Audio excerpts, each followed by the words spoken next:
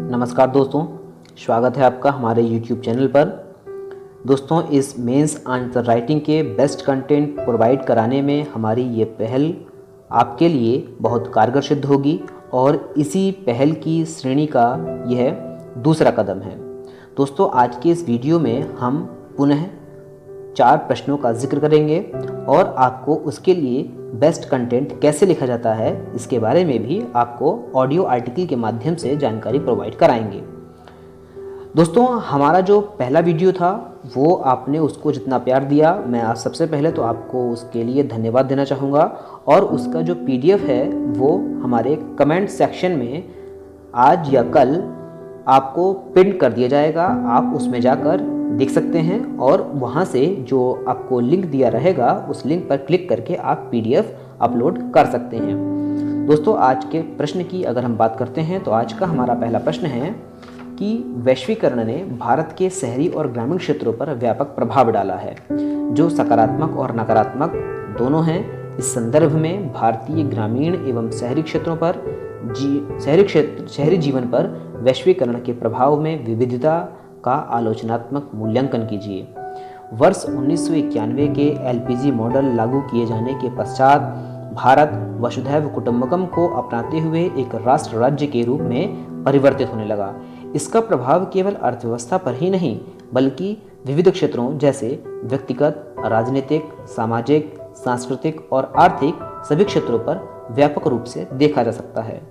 Media तथा अन्य संचार माध्यमों के कारण इसका प्रभाव शहरी और ग्रामीण दोनों स्तर पर परिलक्षित होता है। इसका सर्वाधिक प्रभाव हमारी जीवन शैली पर पड़ा है। वैश्वीकरण के सकारात्मक प्रभाव निम्नलिखित हैं। विश्व बंधुत्व की भावना का विस्तार। नंबर 2, भारतीय संस्कृति एवं कला का विस्तार। नंबर 3, वैश्विक वैल्यू चेन में प्रोत्साहन तथा लघु एवं कुटीर उद्योगों का विस्तार। नंबर 4, पर्यटन सहित अर्थव्यवस्था की विविध क्षेत्रों में सुधार। नंबर 5, विज्ञान और तकनीकी के क्षेत्र में साझा सहयोग के साथ साथ वैश्विक पर्यावरण में एकरूपता को बढ़ावा।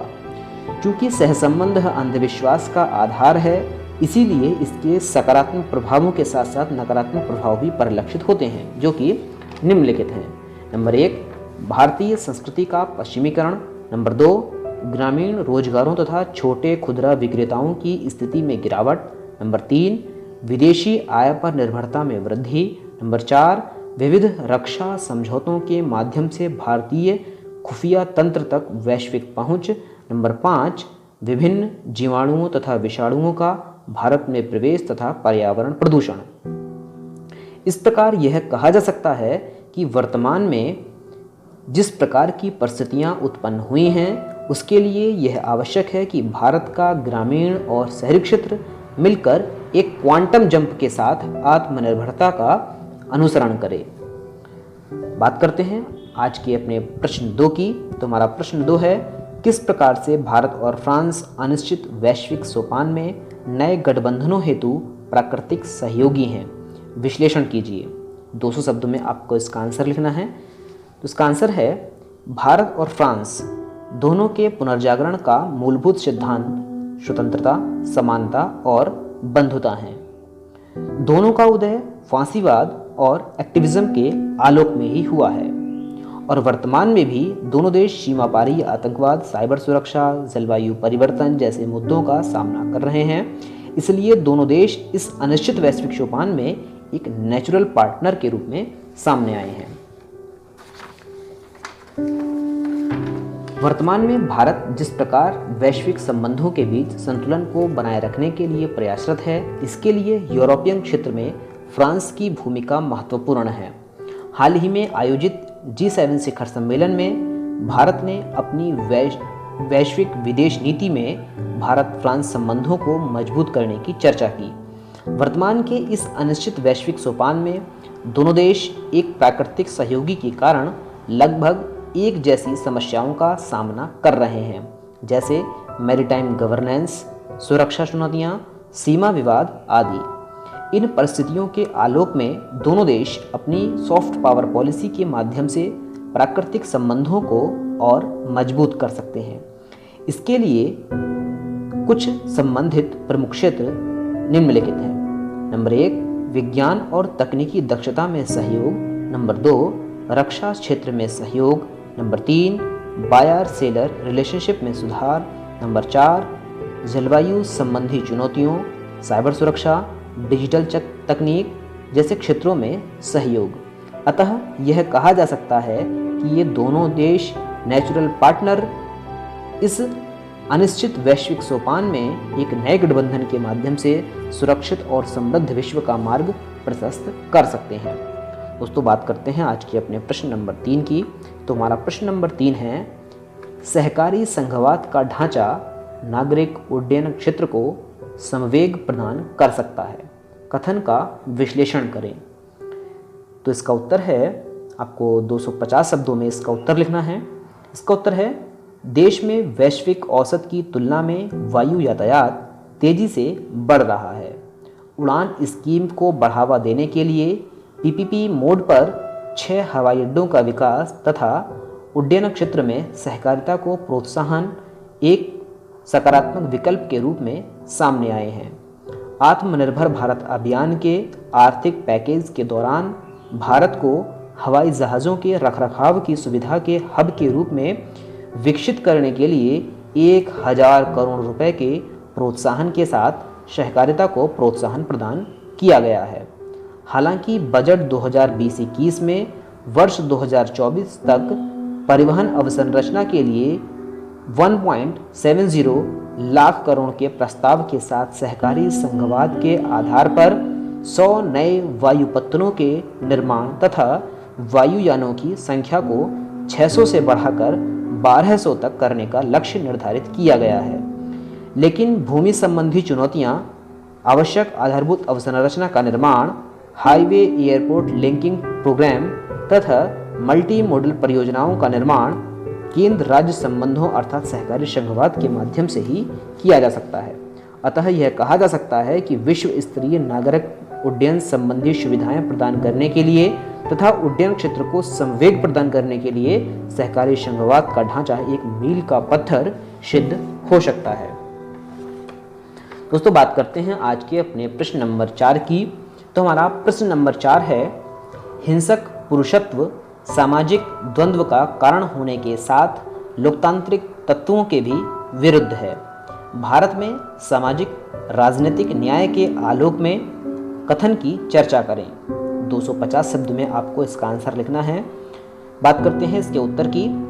तो पुरुषत्व किसी भी समाज की एक सामान्य सामाजिक रूढ़ी है जिसमें हिंसा का समावेशन इस रूढ़ी का विचलन द्वंद्व की ओर करता है, जो न केवल नैतिक रूप से निंदनीय है अपितु लोकतांत्रिक सिद्धांतों के भी विपरीत है। इसका बृहद रूप महिलाओं पर हिंसा में वृद्धि के रूप में सामने आया है। भारतीय सामाजिक और राजनीतिक न्याय का सिद्धांत स्वतंत्रता, समानता और बंधुता जैसे लोकतांत्रिक मूल्यों पर आधारित है, जिसमें पुरुषत्व, हिंसा आदि का कोई स्थान नहीं है। भारतीय समाज की पुरुषवादी मानसिकता, जहां एक ओर लोकतांत्रिक मूल्यों से संबद्ध सामाजिक न्याय के सिद्धांत में अवरोधक का कार्य करती है, जैसे खाप पंचायतों में पुरुष प्रधान न्याय, रोजगारों में पुरुषों की प्रवेश को प्राथमिकता तथा महिलाओं और पुरुषों में वेतन की असमानता आदि।